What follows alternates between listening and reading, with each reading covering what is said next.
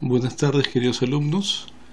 Mi nombre es César Cabero. Vamos a proceder a realizar la grabación del video de la segunda parte de la semana 1, lo referente a componentes celulares e histológicos del sistema locomotor. Muy bien. En el primer video ya hemos hablado acerca, de manera general, de los componentes macroestructurales del aparato locomotor, que vienen a ser lo que es los huesos, el cartílago y los músculos. Ahora vamos a hablar con un poco más de detalle acerca de la microestructura de ese aparato locomotor. La estructura propia de los cartílagos, estructura propia de los huesos, estructura propia de algunas estructuras periarticulares que son importantes para que se pueda organizar y desarrollar el movimiento de manera armónica, de manera integral. Como objetivos de la siguiente grabación, determinar las características del tejido cartilaginoso, explicando la importancia de sus componentes celulares, determinar las características del tejido óseo, explicando igual la importancia de sus componentes, así como también del tejido muscular. Tejido cartilaginoso. ¿Qué podemos hablar con respecto a ello? Bueno, el cartílago ustedes lo conocen. El cartílago viene a ser la porción que se ubica en el extremo distal de los huesos, que forma parte de la articulación. Viene a ser una estructura lisa de color blanquecino que se ubica por lo general en articulaciones de gran movimiento dentro de una cápsula. Todos en un momento hemos comido una pierna de pollo que ha estado unido pues a la patita, y al momento de sacar justamente esa cápsula fibrosa que rodea la articulación móvil, nos hemos dado con la sorpresa de que al extremo de ese hueso hay una estructura blanca con una forma muy similar a la porción distal del hueso, que justamente cubre el extremo distal, que carece de una cubierta perióstica y que forma parte de la articulación. Ese es el cartílago articular. Ahora, la naturaleza de ese cartílago es muy similar al cartílago primigenio, que es el que más adelante, al momento de osificarse, generó el hueso. ¿Qué les quiero decir con eso? Que el cartílago hialino en particular es aquel cartílago que durante un proceso que demora semanas, meses, años, dependiendo del tipo de tejido, dependiendo de la situación inclusive, va a terminar osificándose y convirtiéndose finalmente en lo que es un hueso maduro. Entonces, vemos el cartílago en dos áreas. Por un lado, el cartílago articular, que no se osifica y que forma parte de la articulación dentro de una cápsula que le da motilidad, y un cartílago en la maduración del hueso, que en el transcurso de una determinada cantidad de tiempo va cambiando sus características, va adquiriendo densidad, va adquiriendo ciertas sustancias que al mineralizarse va a permitir que se convierta en hueso. Es decir, hablamos de un fenómeno de conversión de cartílago a una estructura ósea madura, estructura de soporte, estructura de sostén. Como ustedes pueden ver ahí, esta es una imagen de un cartílago, es un ejemplo de cartílago hialino, en el cual ustedes pueden ver acá una gran matriz de color violáceo, que vendría a ser la denominada matriz extracelular, básicamente conformada por dos sustancias en particular, que vendrían a ser los glucosaminoglicanos y las fibras de colágeno, en particular las fibras de colágeno tipo 2, que son las más abundantes.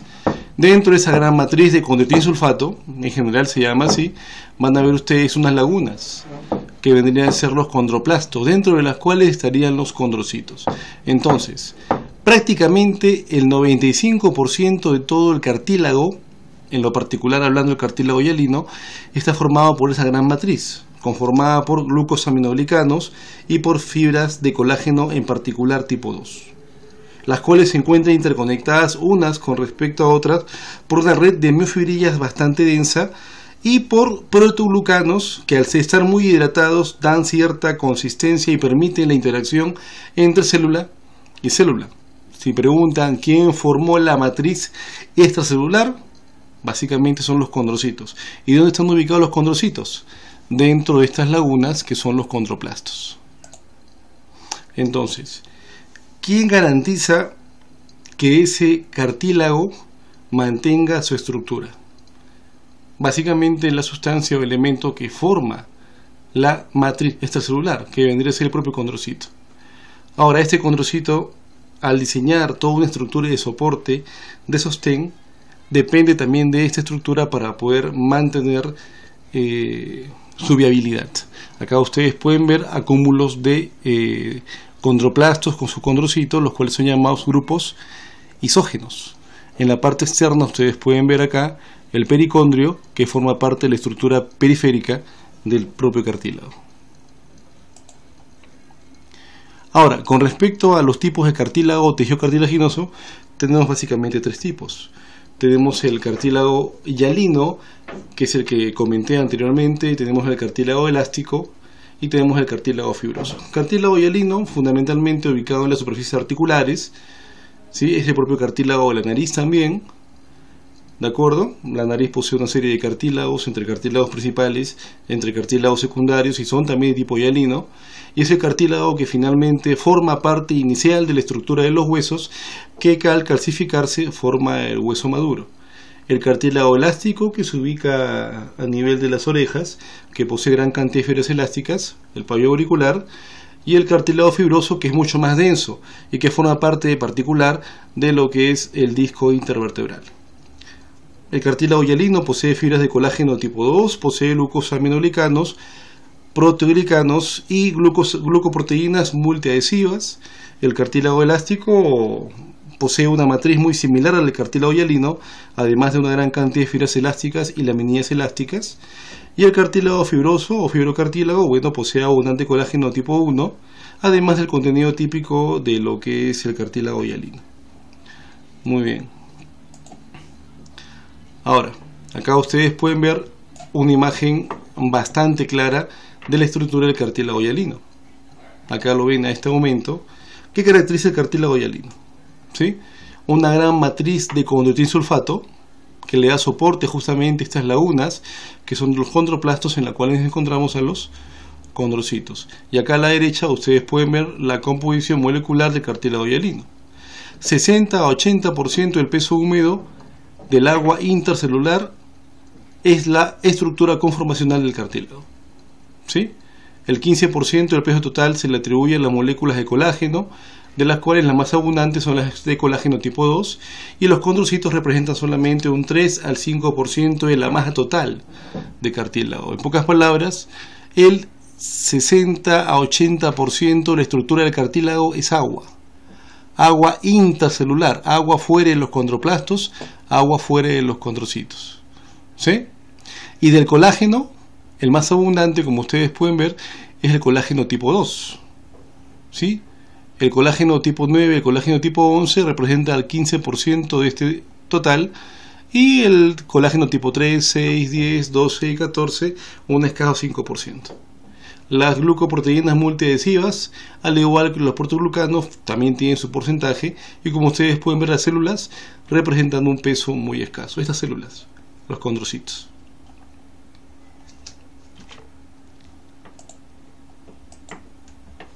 Acá ustedes pueden ver una microfotografía a gran aumento de lo que es un condrocito joven o un condrocito activo. Ustedes pueden ver ahí que el núcleo de ese condrocito es bastante excéntrico y posee en el citoplasma abundantes retículos citoplasmáticos rugosos, las cuales están un poco dilatados. Aparato de Golgi, como ustedes pueden ver, y abundantes mitocondrias. Muy bien.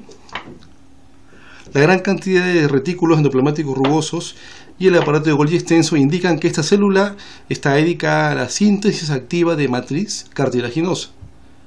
Las numerosas partículas oscuras en la matriz contienen proteoglucanos, y las partículas contiguas a la célula son grandes y están ubicados en la región de la matriz, que se identifica con una cápsula o matriz territorial. Acá ustedes pueden ver la estructura, acá está la matriz, acá está el núcleo, y acá ustedes pueden identificar los componentes que se han mencionado. En la imagen de la izquierda ven ustedes una imagen del esqueleto primitivo del pie, como se les mencionó. Está en su inicio formado por cartílago hialino. Acá ustedes pueden ver las zonas en las cuales los huesos tienen que finalmente interactuar para formar articulaciones. Recuerden que el pie posee varios huesos, ¿de acuerdo? Más adelante vamos a ver la disposición de los mismos. Y en la imagen de la derecha ustedes pueden ver el extremo proximal de un hueso largo, ¿sí? Acá, ¿qué pueden identificar ustedes? La diáfisis, la epífisis, y acá a nivel entre ambas estructuras el disco epificiario, que vendría a ser la zona de crecimiento celular, la que alimenta tanto la diáfisis como a la epífisis. Esta zona de cartílago que ustedes ven acá en el disco epificiario desaparece una vez que el hueso ya terminó o culminó su crecimiento, mientras que este cartílago ubicado en la periferia se mantiene constante, ya que forma parte de la articulación, como se les mencionó en su momento.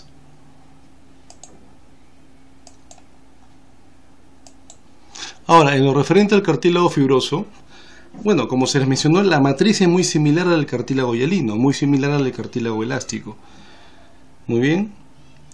Es típico en los discos intervertebrales y está diseñado justamente para soportar fuerzas de compresión y fuerzas de distensión. Recuerden ustedes que si hablamos en lo particular del disco intervertebral, este se ubica entre un cuerpo vertebral y otro cuerpo vertebral, y dependiendo de la ubicación, la estructura, la morfología y la altura del mismo cartílago va a cambiar. Si hablamos del disco intervertebral, la altura del mismo a nivel cervical es menor que a nivel torácico, y es menor esta a la vez que a nivel lumbar. La motilidad también varía dependiendo del segmento, siendo menos móvil a nivel lumbar, a nivel de las partes bajas de la columna vertebral, y adquiere mayor movilidad a medida que vamos a segmentos más apicales, segmentos torácicos, segmentos cervicales. Estos cartílagos, o la presencia de este fibrocartílago, ¿qué garantiza? Indica que el tejido debe soportar fuerzas de compresión y fuerzas de distensión. Compresión hacemos referencia a aplastar, distensión hacemos referencia a separar. Si hablamos de lesión de cartílago o lesión de fibrocartílago o cartílago fibroso, estas pueden darse tanto por compresión como por distensión. Acá ustedes pueden ver justamente la imagen de un cartílago del disco intervertebral. Acá ustedes pueden ver la célula de los condrocitos y pueden ver fibroblastos con núcleos bastante alargados, señalados por las flechas. ¿Dónde se puede encontrar este tipo de cartílago? Es típico en los discos intervertebrales, sínfisis del pubis, los discos articulares de las articulaciones esternoclavicular y temporomandibular, los meniscos de la articulación de rodilla, el complejo fibrocartilaginoso triangular de la muñeca, y ciertos sitios en donde los tendones se insertan con los huesos. Ahora, con respecto a eso, recordemos una cosa: cuando hablamos de músculo, tendón y hueso, no hablemos de estructuras separadas. Lo que hablamos solamente es de un fenómeno de transición que se da entre lo que es el músculo, el tendón y el hueso. Hablamos de continuidad. Hablamos de que histológicamente el músculo va modificando su estructura para convertirse en un tendón un poco menos elástico, un poco más denso, y finalmente sigue o continúa su estructura para formar parte del hueso. No hablamos de estructuras separadas que de alguna forma tienen que encajar o tienen que insertarse unas con respecto a otras. Hablamos simplemente de fenómenos de transición que se dan entre un tejido y otro para darle continuidad, para facilitar la presencia de movimiento. ¿De acuerdo?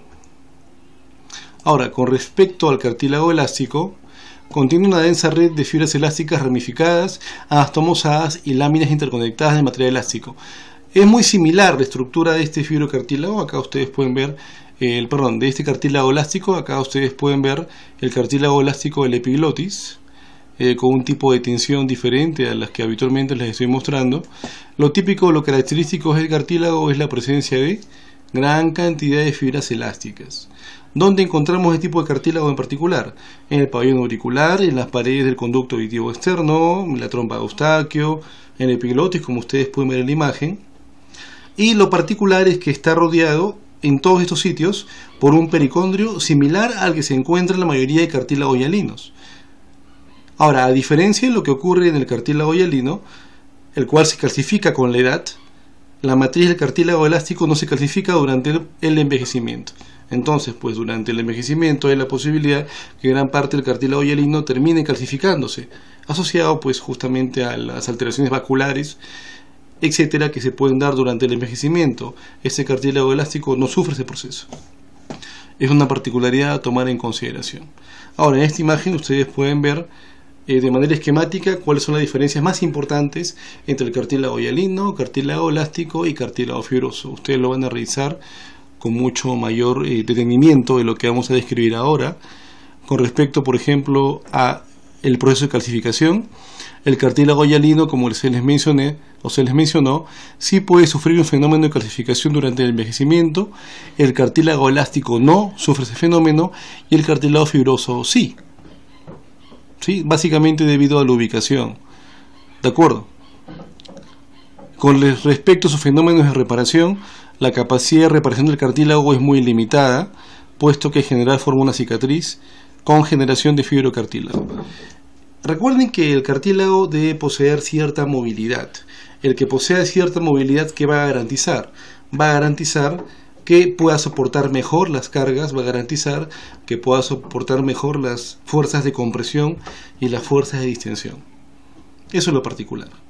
Cuando hablamos, por ejemplo, de la artrosis, que es un proceso que implica degeneración gradual y progresiva del cartílago, todos los procedimientos que uno pueda realizar, medicamentoso, inclusive hasta tratamientos locales de la articulación afecta, en menor medida van a lograr cierta mejoría, en el sentido de que al ser escasamente vascularizado el cartílago no va a haber un fenómeno óptimo de regeneración del mismo. En pocas palabras, cartílago dañado, cartílago que tiene escaso potencial de regeneración.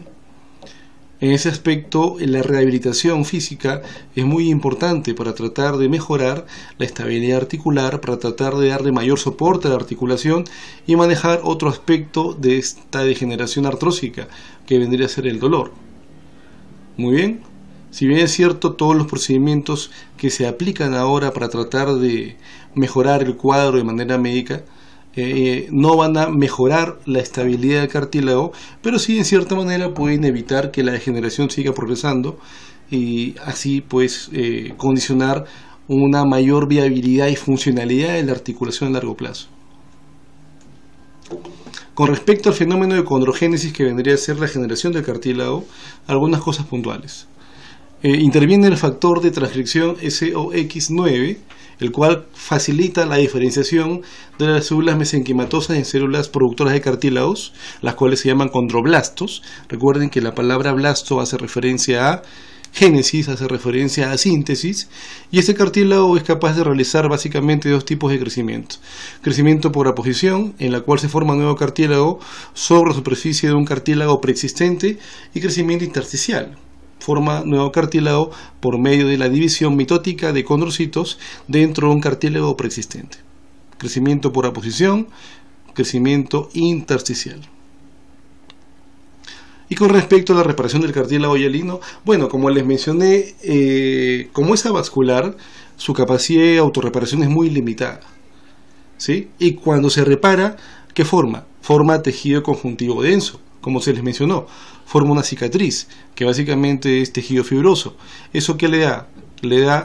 Le quita extensibilidad, le quita elasticidad, es decir, le quita la capacidad al cartílago de poder soportar cargas y distensión.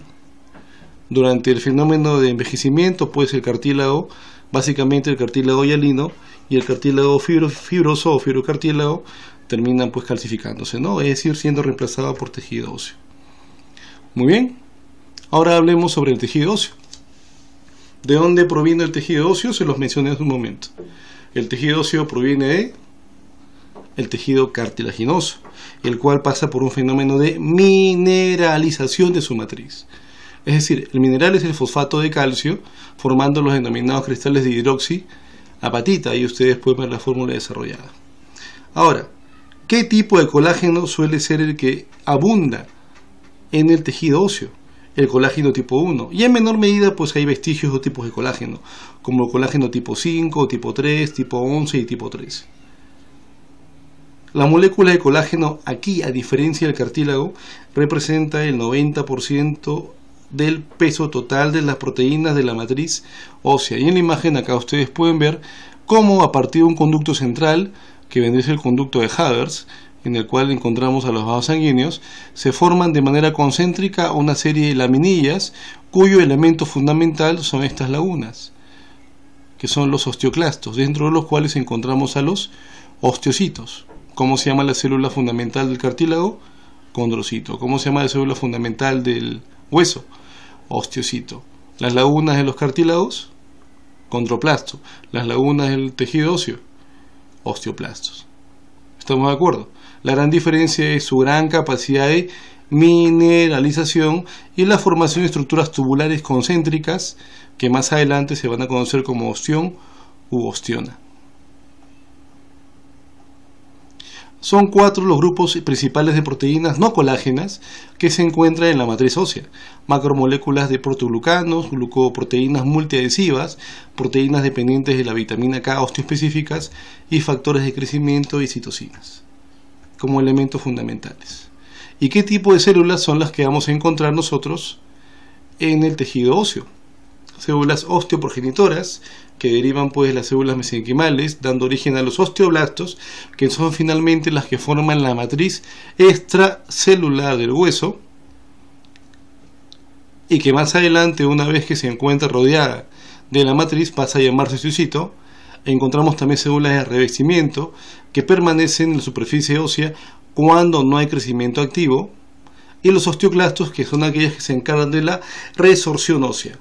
¿Dónde las ubicamos? En superficies óseas, en donde el hueso se está eliminando o remodelando. Recuerden que en el transcurso del tiempo el tejido va cambiando, hay tejidos que se remodelan mucho más rápido que otros. Por ejemplo, el hígado se remodela a una velocidad mayor que lo que se puede remodelar una estructura ósea como un fémur, como un húmero. Eso mucho depende de la función que se desarrolle, y en el caso de los huesos, los osteoclastos son los que se encargan justamente de este fenómeno de remodelación. También su participación vamos a encontrarla en los fenómenos de remodelación del tejido óseo después de una lesión como una fractura, etc. Ahora, este es un hueso largo. Este hueso largo, más adelante vamos a hablar con más detalle de algunos de ellos, posee como elementos fundamentales una diáfisis que se ubica a nivel central, una epífisis proximal, que es la más cercana al esqueleto axial, y una epífisis distal. Este en lo particular es un número del lado derecho. Cabeza humeral, troquíter, diáfisis, trócleo humeral, cóndilo humeral. Bueno, en lo particular parece que esto es cóndilo humeral, trócleo humeral, epicóndilo y epitrócleo. Y la zona de las metáfisis, que como se les mencionó, antes de que el hueso termine de madurar, es la que posee el cartílago de crecimiento, tanto a este nivel como a este nivel. Ahora, un dato particular con respecto a ello y que les va a servir más adelante. ¿Por qué son tan peligrosas las fracturas articulares o fracturas metafisiarias en niños? Como ustedes ya comprenderán, la presencia de esas metáfisis con cartílago activo de crecimiento garantiza que el hueso crezca. Pero una fractura que comprometa justamente la zona de la metáfisis en un hueso en crecimiento, en la cual están los cartílagos de crecimiento o el cartílago de crecimiento, una fractura a este nivel puede inclusive llegar a osificar o a calcificar esta zona o alguna porción de esta metáfisis. Si sucede ello después del fenómeno de remodelación, o si tuve yo que colocar un clavo intramedular para fijar la articulación, este fenómeno de calcificación de este extremo en la metáfisis va a condicionar que el crecimiento de este extremo distal a la zona de la metáfisis sea normal. Es decir, si esta porción se ha calcificado debido al fenómeno de reparación post-fractura, sea o no que haya colocado yo un medio de fijación, esto va a limitar el crecimiento de esta porción del hueso, mientras que esta va a seguir creciendo, y lo que va a pasar es que simplemente este hueso va a crecer de forma normal. O si el compromiso ha sido muy importante, se puede calcificar toda esta zona, imposibilitando el crecimiento del extremo distal de este hueso a partir de esta metáfisis, que se ha calcificado o ya no facilita el crecimiento del hueso. Hablaríamos de discrepancia en la altura de miembros, por ejemplo, si hablamos de extremidades inferiores, o hablamos de discrepancia en longitud de extremidades superiores, si hablamos de una fractura a nivel de codo o una fractura en el radio distal. ¿De acuerdo? Muy bien. Ahora, acá ustedes pueden ver la región trabecular. Todo lo que ven acá es tejido óseo esponjoso. Este es tejido óseo compacto y este es tejido óseo esponjoso. ¿Qué particularidades hay con respecto a eso? Ahora lo vamos a ver. Acá ustedes pueden ver lo que les mencioné, cómo en bloque se diseña el tejido óseo.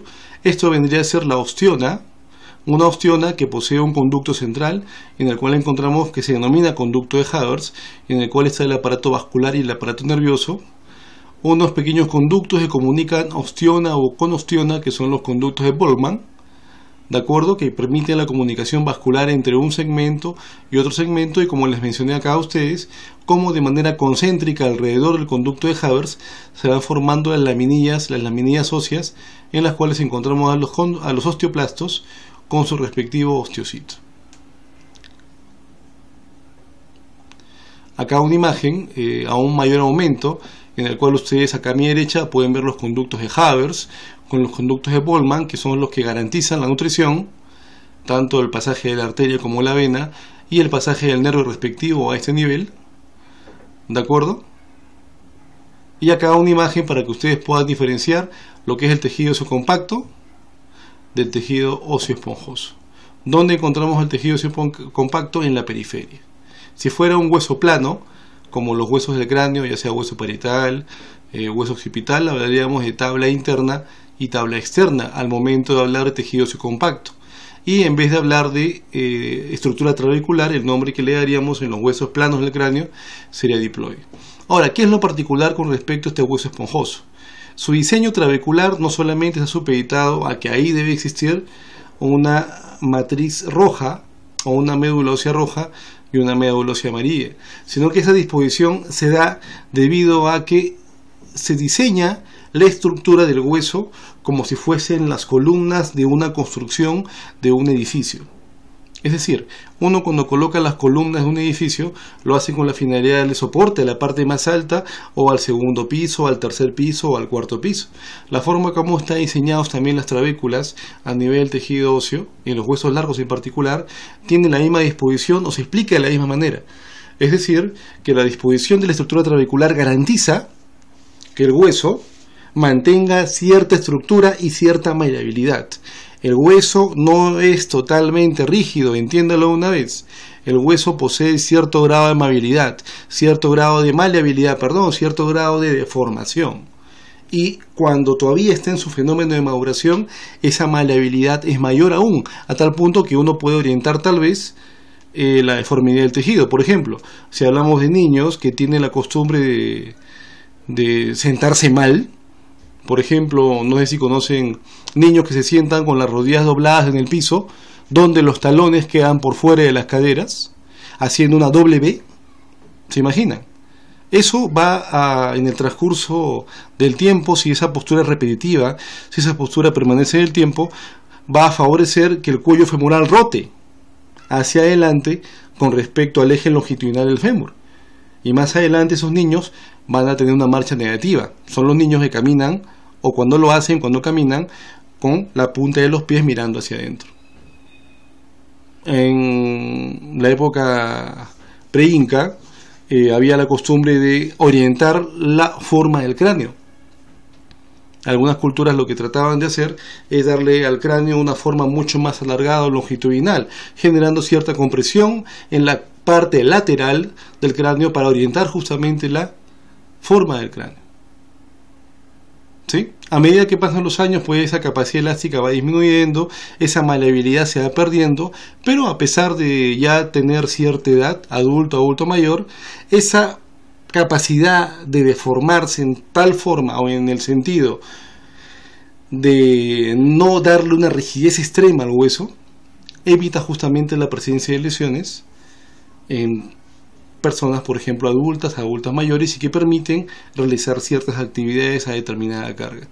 Entonces, la estructura trabecular no es caprichosa con respecto a su diseño, sino que está diseñada de tal forma que permita distribuir adecuadamente las fuerzas de compresión a las cuales se somete el hueso para darle estabilidad, para darle soporte y evitar o disminuir en todo caso el riesgo a que se pueda lesionar. Y acá ustedes pueden ver un hueso largo. Ven el extremo que ya se les mencionó, que es la epífisis, la metáfisis y la diáfisis, y ustedes pueden ver que todo hueso posee por lo general una porción que vendría a ser el orificio en el cual ingresa la denominada arteria nutricia para que pueda finalmente alimentarse el hueso. Muy bien, recuerden que es altamente vascularizado el hueso, pero ¿qué estructura de este hueso en realidad es inervada? Acá. Esta es la estructura perióstica. Justamente es el periósteo el que posee una alta inervación. Por ello, cuando hablamos de fracturas óseas, las denominadas fracturas patológicas solamente se dan en fracturas, o en todo caso, dolor óseo o dolor asociado a lesión ósea, aparecen fracturas patológicas, para decirlo de mejor manera.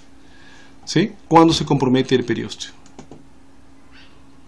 Ahora, acá ustedes pueden ver la disposición de las células que forman parte del tejido óseo. Acá ustedes pueden ver cómo a nivel central existe una gran cantidad de osteoclastos activos, que son los que se encargan justamente del fenómeno de remodelación. Se les mencionó anteriormente que los osteoclastos se encargan justamente de la resorción de hueso, con la finalidad de favorecer los fenómenos de remodelación posterior del hueso al recambio celular, fenómenos de remodelación normal, y participan también de manera activa en los fenómenos de regeneración de tejido posterior a una lesión, una fractura. Acá ustedes pueden ver en la región perióstica una gran cantidad de células de revestimiento, células osteoprogenitoras, que ya se les mencionó, que derivan del citoblasto mesenquimático o mesenquimatoso, y que más adelante van a evolucionar para formar a partir de ellos osteoblastos y finalmente células fundamentales del hueso, que son los osteocitos. En esta imagen ustedes pueden analizar las diferencias que existen entre osteoblasto, osteocito y osteoclastos, desde su ubicación hasta el porcentaje del mismo a nivel del tejido óseo. El que más abunda es el osteocito, de donde deriva cada una de ellas. Acá ustedes pueden ver que el osteoclasto deriva de células hematopoyéticas, el osteocito deriva de los osteoblastos y el osteoblasto de mi célula osteoprogenitora, y la función particular que posee cada uno de ellos. Recuerden que el hueso, al igual que cualquier tejido, está en constante remodelación, está en constante cambio, y ese cambio es importante que se dé para garantizar la integridad del tejido óseo.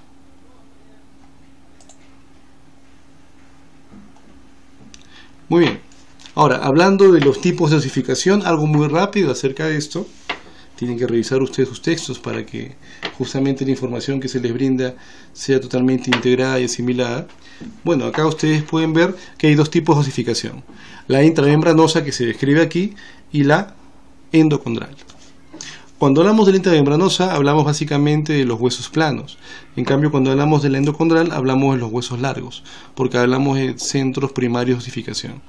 Ahora, cuando hablamos de lo que es la osificación intramembranosa, en la imagen A ustedes pueden ver el tejido conjuntivo mesenquimático, en el cual aparece un centro de osificación.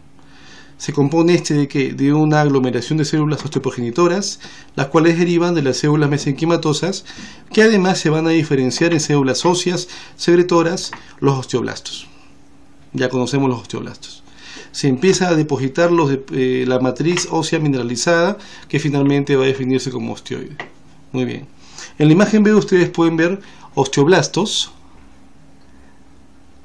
que empiezan a acumularse en la periferia del centro de osificación y continúan secretando osteoides. Es decir, en la periferia del centro empiezan a aparecer células osteoblásticas que finalmente van a favorecer la mineralización del tejido óseo. En la imagen C ustedes pueden ver cómo ya empieza a aparecer una trama vascular asociada a la interacción que existe entre un conjunto de células y otro conjunto de células, ¿de acuerdo? Recuerden que inicialmente se visualiza como un hueso inmaduro, y más adelante, a medida que se vayan generando los depósitos de osteoblastos, van a favorecer ya la diferenciación de las denominadas ostionas y la comunicación que debe darse entre ostiona y ostiona para garantizar un crecimiento similar, un crecimiento proporcional, un crecimiento viable, que el tejido óseo tenga las características en toda estructura durante todo el fenómeno de desarrollo.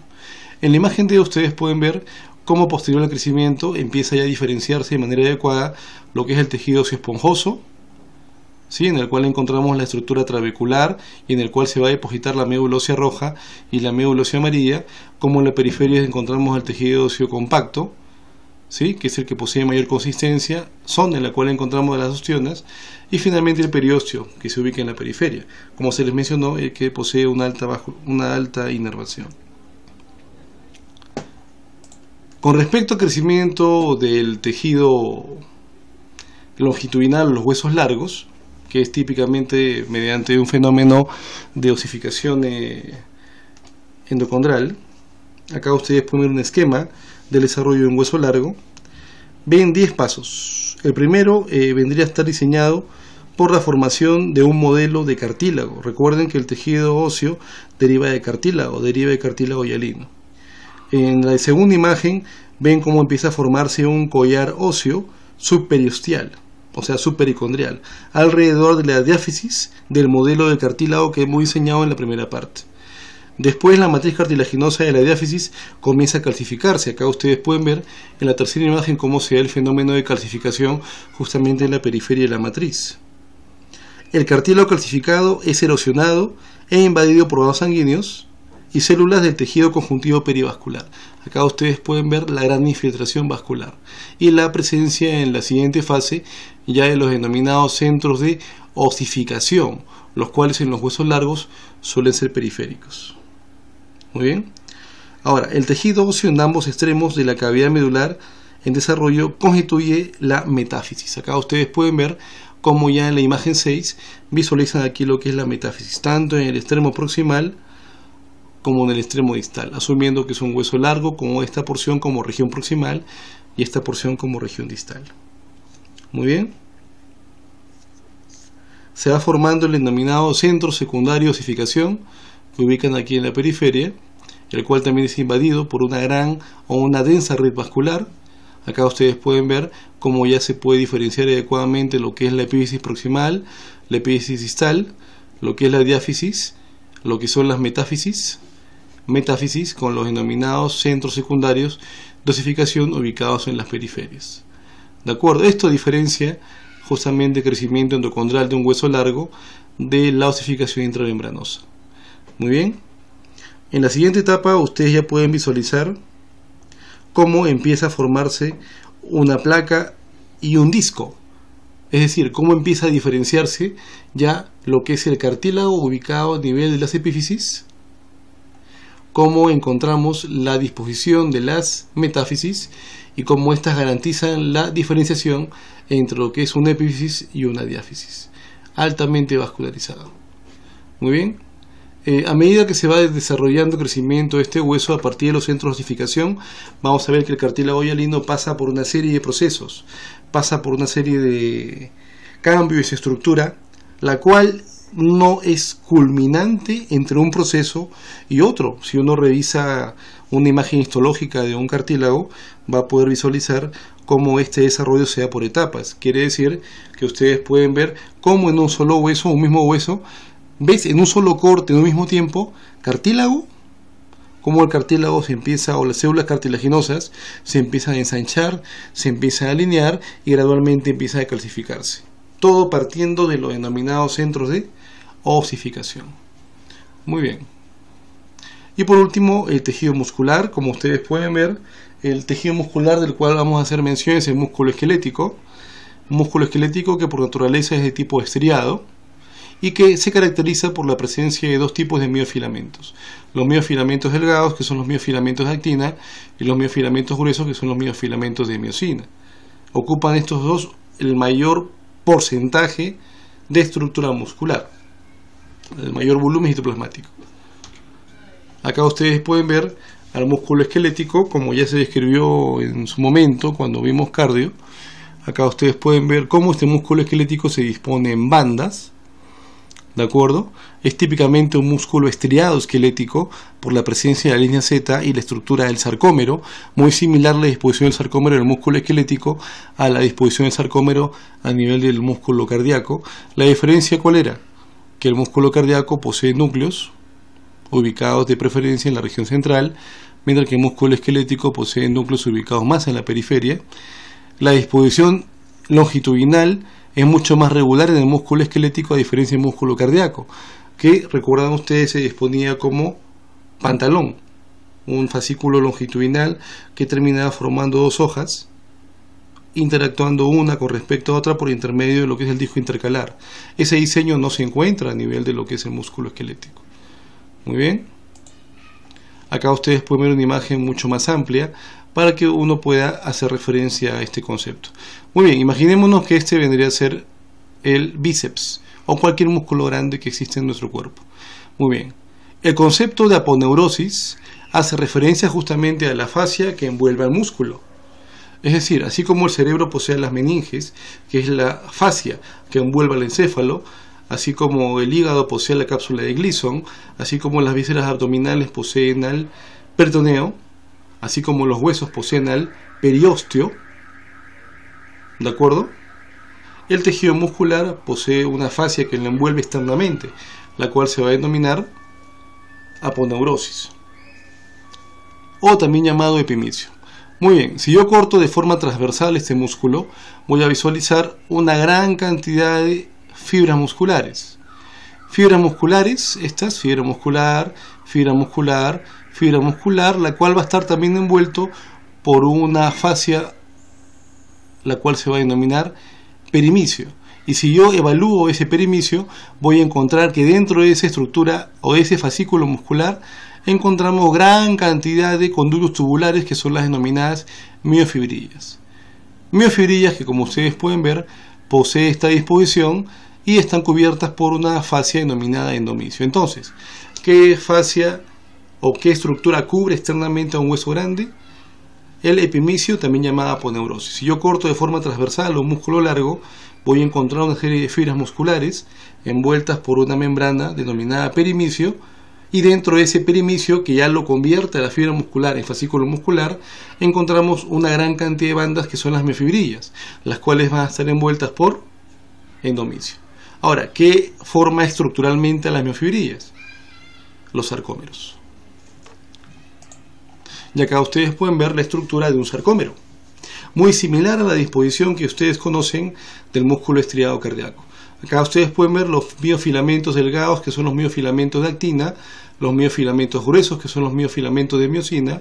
Acá ustedes pueden ver la línea Z, que justamente delimita el sarcómero, como a partir de mi línea Z, que es lo que le da la estructura estriada al músculo esquelético, como a partir de él se originan las bandas de actina, que son los miofilamentos delgados, y como ustedes recordarán, son justamente las bandas de actina en las cuales encontramos a la tropomiosina y a la troponina, mientras que lo particular de las bandas de miosina es la presencia de los puentes cruzados, ¿sí? O las cabezas globulares de la miosina, que van a facilitar justamente la formación de puentes cruzados durante el acoplamiento actina-miosina, es decir, durante la contracción muscular. La banda A es aquella banda en la cual encontramos básicamente miosina. La banda I es aquella en la que encontramos actina, y ustedes pueden ver que relaciona un sarcómero con otro. Si se da el fenómeno de contracción muscular, ustedes pueden ver que la banda A se mantiene constante con respecto a su longitud, mientras que la banda que se va a cortar es la banda I, que es la banda de actina, ¿sí? O en la cual solamente encontramos actina. Recuerden que justamente al momento de acoplarse la cabeza globular de la miosina con la actina, se produce el acortamiento del sarcómero, que vendría a ser la aproximación de una línea Z con respecto a otra línea Z, por lo cual la banda I se va acortando. Si se acorta el sarcómero, se acorta la miofibrilla, se acorta la miofibrilla, se acorta el fascículo muscular, se acorta el fascículo muscular, se acorta el músculo. Hablamos de una contracción muscular concéntrica en ese caso, ¿sí? ¿De acuerdo? A medida que bajamos con la imagen, bueno, acá hacemos referencia a un sarcómero distendido, a un sarcómero relajado y un sarcómero contraído, con una menor longitud del sarcómero entre línea Z y línea Z, ¿sí? Y acá ustedes pueden ver un cuadro comparativo entre los tres tipos de músculo esquelético, entre los tres tipos de músculo. Sabemos que está el músculo estriado y el músculo liso. El músculo estriado se divide en músculo esquelético y en músculo cardíaco. El músculo esquelético, célula grande, alargada, de 10 micrómetros a 100 micrómetros de diámetro, que puede medir inclusive hasta 100 centímetros de longitud, como el músculo sartorio, que es un músculo ubicado en la cara anteroexterna del muslo. Más adelante lo vamos a ver. Los componentes ya se mencionó: epimicio, perimicio, endomicio. Posee estrías al igual que el músculo cardíaco. Posee núcleos, los cuales son periféricos, a diferencia, y son muchos núcleos, a diferencia del músculo estriado cardíaco, que posee un único núcleo central. No posee discos intercalares como el músculo cardíaco, por lo cual acá hay un dato importante. El disco intercalar que favorecía a nivel del músculo cardíaco, el denominado sincitio funcional. No se contraen unas cuantas células, o se contraen todas o no se contrae ninguna. Ese era el principio del denominado sincitio funcional. En el músculo esquelético, estriado esquelético, no se cumple ese fenómeno de sincitio funcional, por lo cual el reclutamiento de tejido muscular va a depender de la necesidad durante la actividad o el estímulo o el grado de tensión que el músculo debe desarrollar para hacer una actividad. ¿Sí? Muy bien. Para concluir ya este segundo video, el tejido cartilaginoso es un componente fundamental del aparato locomotor, participa en la síntesis del tejido óseo, así como también cumple un papel fundamental en la locomoción. El tejido óseo posee una estructura que le permite cumplir una serie de funciones metabólicas, de sostén y participa activamente en la locomoción. Y los músculos esqueléticos desarrollan la fuerza motriz que permite, con la participación de huesos y articulaciones, desarrollar la locomoción. Se les solicita que por favor revisen el material, revisen la bibliografía que está referida en la parte terminal de cada una de sus guías. Se recomienda que por favor revisen la guía, revisen las sesiones. Son 2 sesiones por semana, recuerden. Que su lectura sea concienzuda, sea práctica. Los videos, como ya se habrán dado cuenta, son informativos, sí, pero se trata de evitar detalles, impuesto que lo que se quiere con los videos es orientar su lectura y no usarlo como referente fundamental para su capacitación o preparación del curso. Muy bien, jóvenes, ha sido un placer grabarles este segundo video. Nos vemos en la semana. Saludos.